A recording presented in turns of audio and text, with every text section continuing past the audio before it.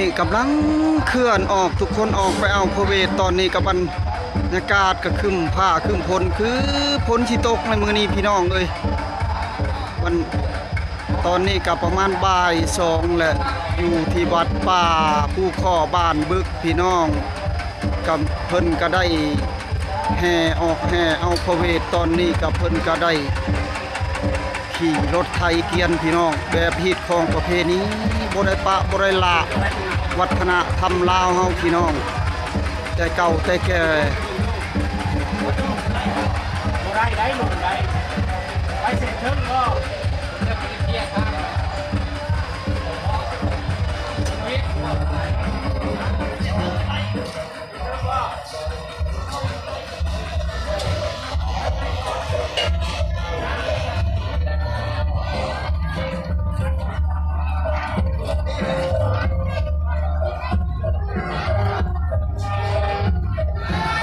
งามหลายพี่น้องอันนี้น่าจะเป็นคันหาซาลีพี่น้อง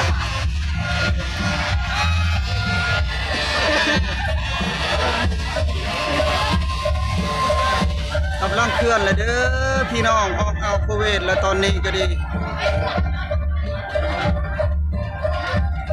ตอนนี้ก็บ่ายสองและสมควรเลยพี่น้องมาเบิ่งบรรยากาศครึ้มผ้าครึ้มฝนคือฝนสิตกนี่ย่านฝนตกพี่น้องสร้างใหญ่พี่น้องตัวนี้โอ้ใหญ่สุดๆเลยพี่น้องมาเบิ่งดู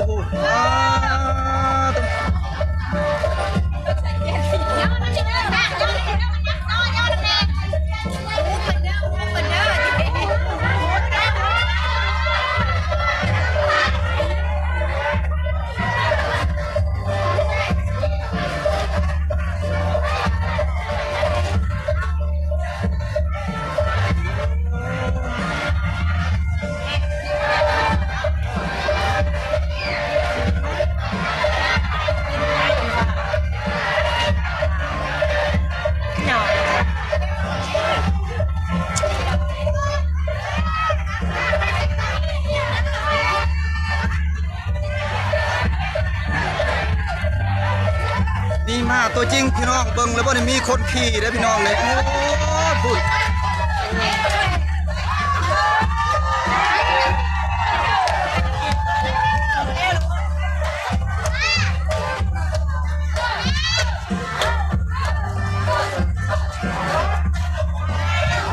คนจังแม่นหลายแท้หลายว่าพี่น้องเอ้ยมื้อนี้โอ้สุดยอดเลยทุกคนม่วนหลายม่วนหลาย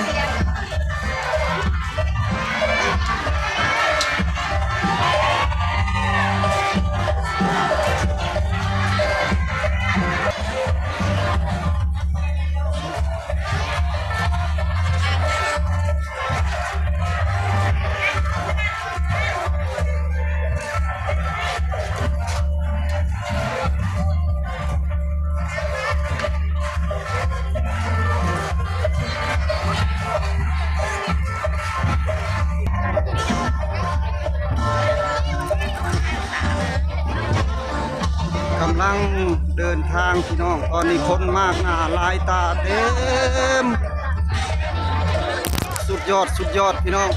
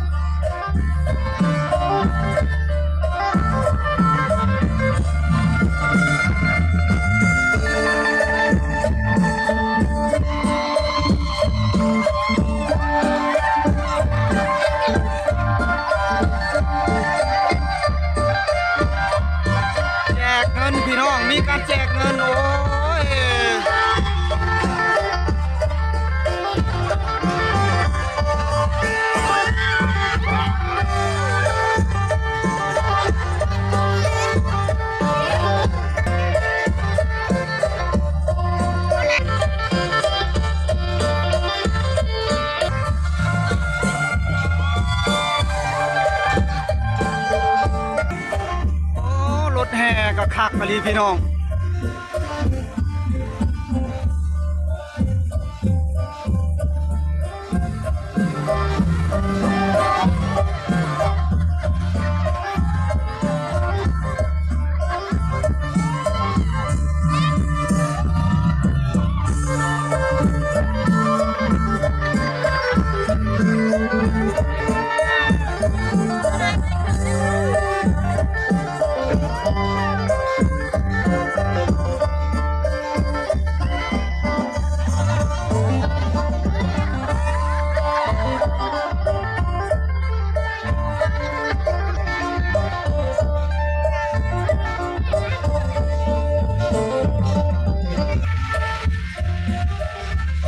คือซิแมน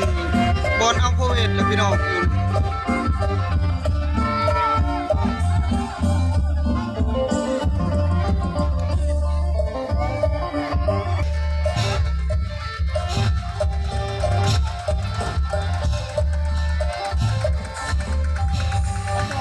ตอนนี้ก็ใกล้สิฮอดบอลอัลโพเวตเลยพี่น้องเอ้ยบรรยากาศดีดีมีแต่ห่มพี่น้อง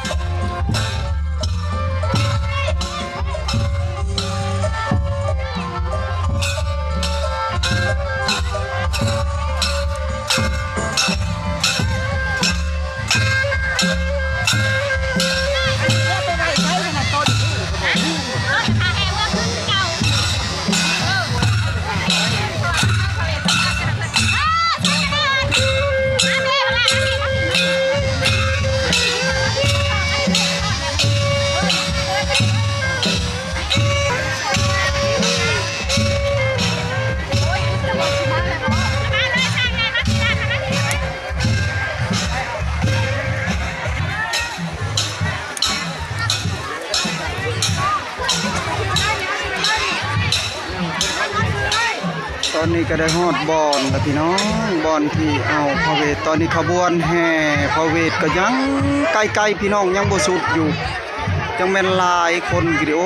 มื้อนี้มาทำบุญทำทานเพิ่นก็ยังเฮ็ดแบบฮีตของประเพณีอันเก่าแก่แต่บูฮานพี่น้องโอ้คักหลายตอนนี้ก็การแห่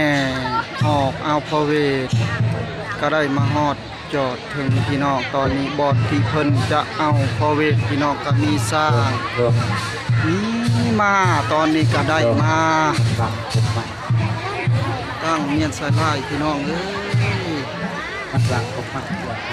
เต็มไปด้วยสร้างมาผู้คนทุกคน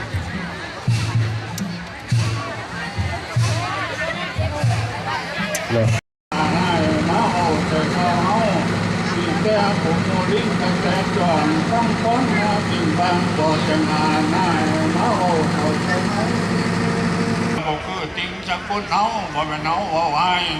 ภายหน้าพอจะเครื่องใจมันเป็นอะไรก็ว่าไปตามเรื่องลูกนี่หาพุทธเชื่อใจใจก็บ่มีเดี๋ยวยกมือเล่นใหญ่กับสันบอกเล่นใหญ่กับสันเล่นใหญ่กับสันใจตัวยังไงหน้าเขาเมืองผูกขน่อยหันหน้าเขาเมืองได้สร้างเอาบัดนี้สร้างมาตอนนี้ก็กำลังกะเกียมเสียวทั้งสร้างทั้งมาเด้อขน่อยเด้อเข้าเมืองแล้วตอนนี้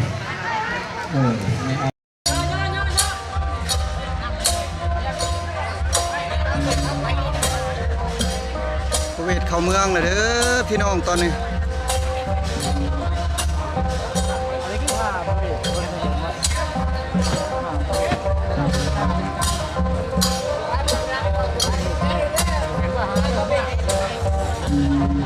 แปลกสุดๆพี่น้องบ่เคยเห็นมีผ้า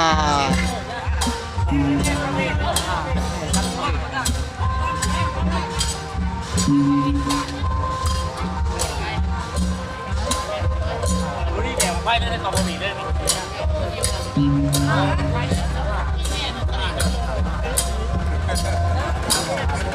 คักหลายพี่น้อง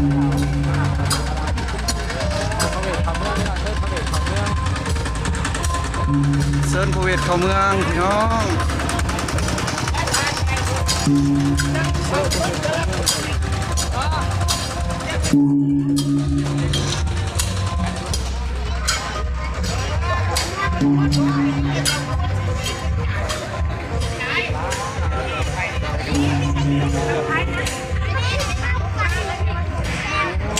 นี้ก็จะเป็นมากจริงๆเลยพี่น้อง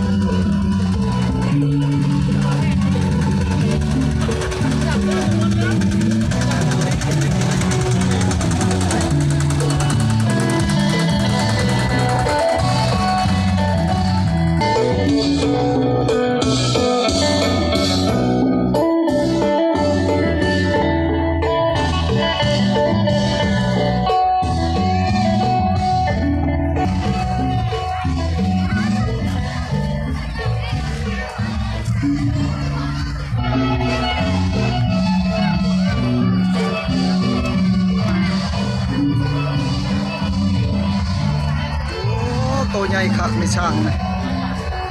ใหญ่คักพี่น้อง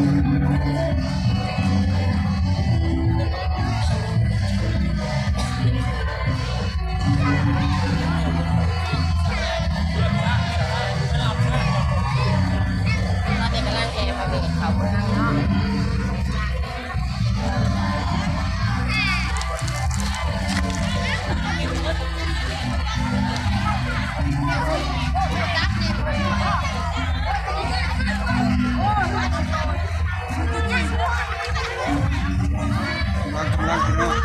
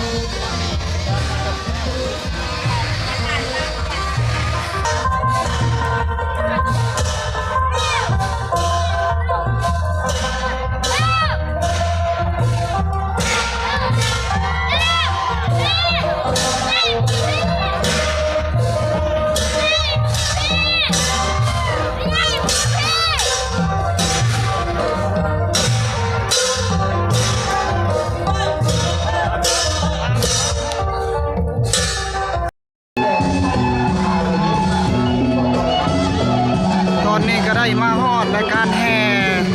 พระเวทพี่น้อง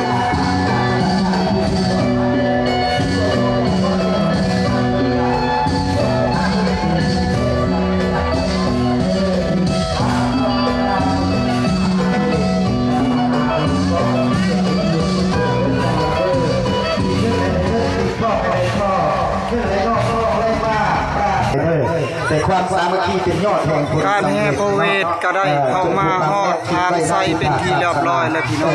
งตอนนี้ จะได้พุ่งเรืองไปเรื่อยๆเนาะสมัยนอก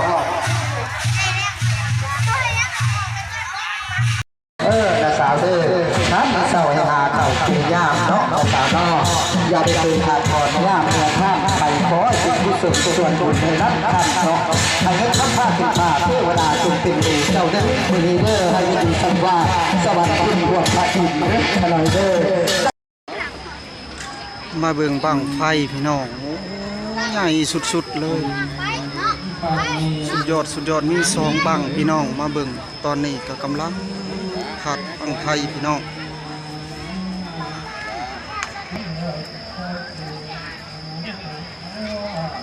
เรีย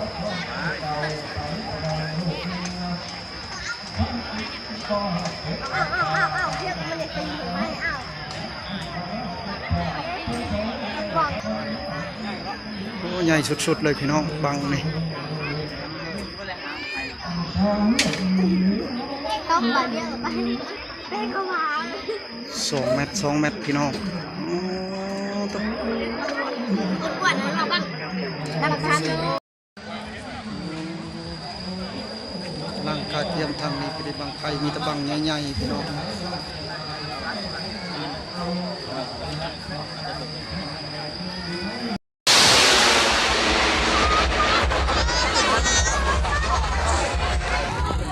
ตอนนี้ก็กำลังจูดบางไผ่จะพาทุกคนมาเบิงบางไผ่ตอนนี้พี่น้องบางไผ่มีแตะบังใหญ่ๆ